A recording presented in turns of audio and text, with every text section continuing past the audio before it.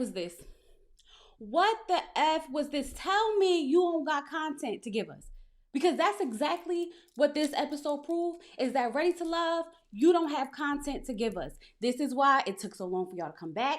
Then when y'all came back, y'all went on hiatus for about a couple of months. Then you came back with this dry ass half season that we did not need. Nobody asked for this. Nobody. Hey y'all, it's Chloe and we're back with another video. Y'all, Ready to Love season 10, the finale. It fell flat. It fell flat, okay? We unfortunately have some things to get into, if that's what you want to call it, and that's why we're here, okay? So we're going to go ahead and get into it, but before we do, if this is your first time here, sit back, relax, watch the video through, and if you like what you see, you like what you hear, go ahead and hit that subscribe button. If you are one of my lovely members or subscribers, hey y'all, how y'all doing? Y'all, we in the trenches. Ready to Love has us in the trenches because we really just been watching nothing happen for the last couple of episodes. I'm not even going to hold you.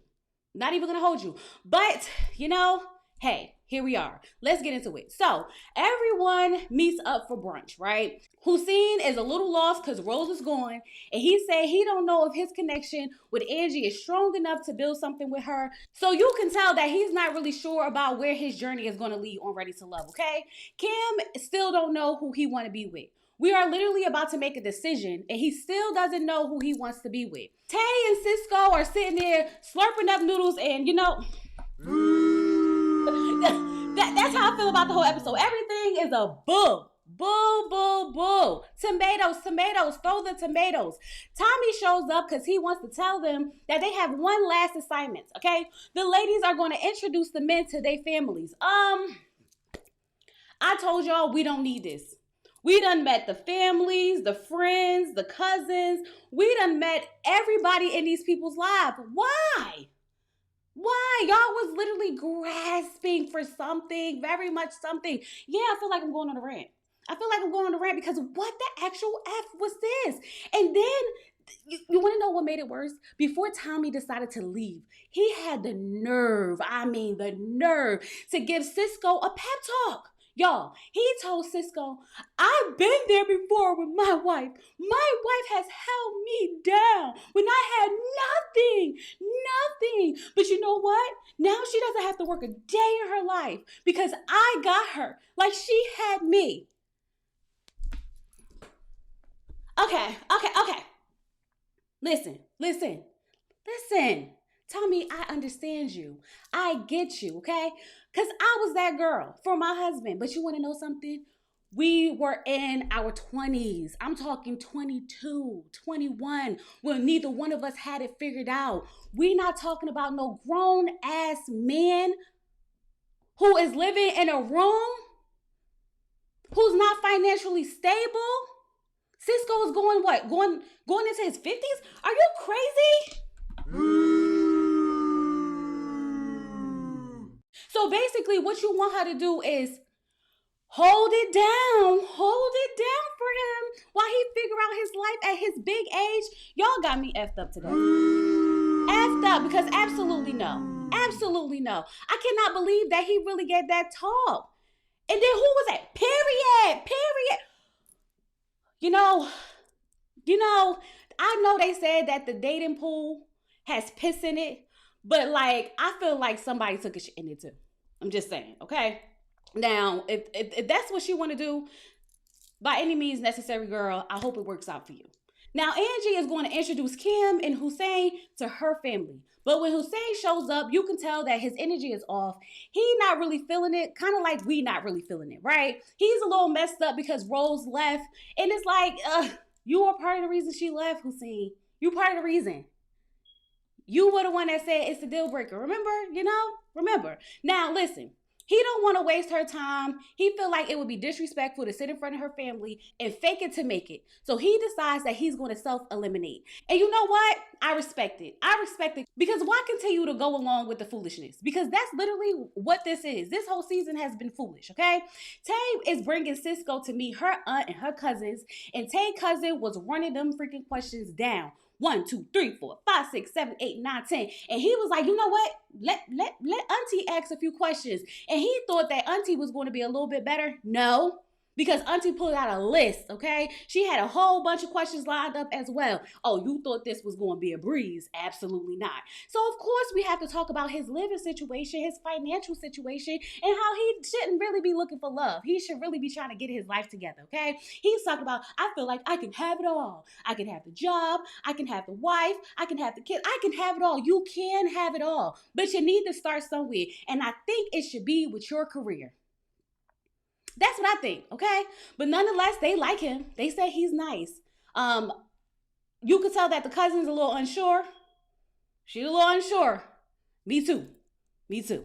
So now Cam is meeting Angie's family, and we have to have this conversation about busting the windows out the car again. Everything is so repetitive. Everything is so repetitive, okay? Her brother is telling them, you just need to communicate. You need to communicate. Blah, blah, blah, blah, blah, blah, blah. Listen, you can tell that Angie is a problem, okay? Listening to her family talk, you can tell that she is a problem. Even her brother said, you're scaring that man. You're scaring that man. Cam said he left with more questions than answers, okay? Because he still doesn't feel at ease when it comes to her temper. Angie has showed you who she is. Angie has told you who she is. And I don't know why you don't want to believe it. Why you don't want to believe it, Cam? Oh, because the sexual chemistry is there. So you want to try to overlook it, or you want to try to change who she is so that you can, still have that energy. No, you can't have it all. Either you accept it or you don't. But I'm tired of hearing about it. That's for damn sure, okay? Now, Jay is going to meet Tae's cousins. And let me tell you something about her cousins. A vibe. I love us, okay? The lingo, just that girl energy, the my man, the dream girl references. This is what I love about Ready to Love. It's like, it's so us. Like, it's so black. It's so us. It's relatable. I love that, okay? But they talking to Jay about him being flirtatious because he's such a flirt. And then, of course, we have to hear the story about what happened at the getaway because we keep having to have the same conversation with 18 different groups of people. I'm like, what is this? It's like a repetitive cycle. We sitting down with multiple people having the same conversations over and over and over again, getting the same advice over and over and over again. Tell us you had no content without telling us you had no content. Ready to Love, because that's exactly what this is giving, okay? Nonetheless, when he said that he doesn't go 50-50, that was it for them. They didn't need to hear anything more, okay? You were so right then, Jay. All that flirting stuff went out the window. The girls was like, oh, he's a provider? Oh, he's 50-50. You gonna have your soft life? Period, girl, get your man. And it worked. It worked. I like Jay and Kiara, always have from the very, very, very, very beginning. Y'all know I was rooting for them, but it's not going to last. It's not going to last because that man is a flirt. When he says that he, feels on his friends, he's giving very much, he has no boundaries. That's what it's giving. So unless he work on them boundaries, by the time we get to the daggone reunion, they're going to be broken up. That's for sure. Now, Cam is meeting Sahara's sister. And Sahara's sister was not playing. They look so much alike. But she was not playing with that man, okay? Her first question to him was, where your baby mama at? I said, not where your baby mama at. He was like, I ain't got one because I don't have no kids. So he don't have no kids. But the thing is, Cam looked like he was just so shocked because Sahara didn't tell her sister anything about himself. And he just couldn't fathom how Sahara wasn't, running back, just, bragging about him. It looked like he wanted her to be out there just bragging about him. And then when he found out that she wasn't, he like, Yeah, because you thought that Sahara was desperate. You thought that you was going to be able to bring that girl along and she was just going to sit there and ride it out with you and ride it out because that's what you wanted, right? Right, okay? She's upset. Sahara is so upset because the man is indecisive. Like, we are 12 hours away from making the decision and you still haven't made a decision. She's even asked him, have you made up your mind? You don't have to tell me who it is, but did you make a decision? And he's still like, no. Cam, let me tell you something, sir. You played in everybody's face, okay? And from the clip of the reunion, yeah, you better not have a baby on the way. That's for damn sure, okay? Now, here's my thing. Cam make this big deal about Angie and the busting the windows out the car. He need to be scared of Sahara, okay? When Sahara and her sister said they would jump him at that table, I believe it. That's what we need to be scared of. But nonetheless, she give him a hug goodbye. But she don't feel secure. And I don't blame her. Because, what else do she need to do for you to make up your mind? What else? Child. So Jay and Kiera chose each other. That's her man, her man, her man. They happy. Cisco and Tae chose each other. Child. Okay, just child.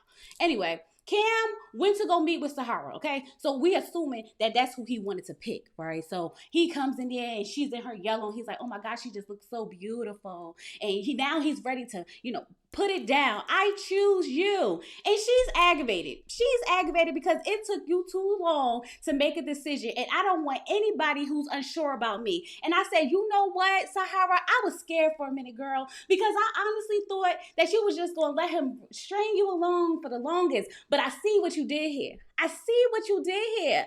And I loved every little bit of it. He's talking about, I choose you. And she was like, and you know what? I choose me too. Period. Oh, you thought she was desperate because she's a little rough around the edges. She's a little ghetto or whatever, that she was going to let you do whatever you wanted to do. You thought that she was really going to sit around and ride or die when that woman told you that she don't want to ride no more. When she kept asking you to make a decision. You ain't got to tell me the decision, but what I need from you is to make me feel reassured that you like me as much as I like you. And he didn't do that.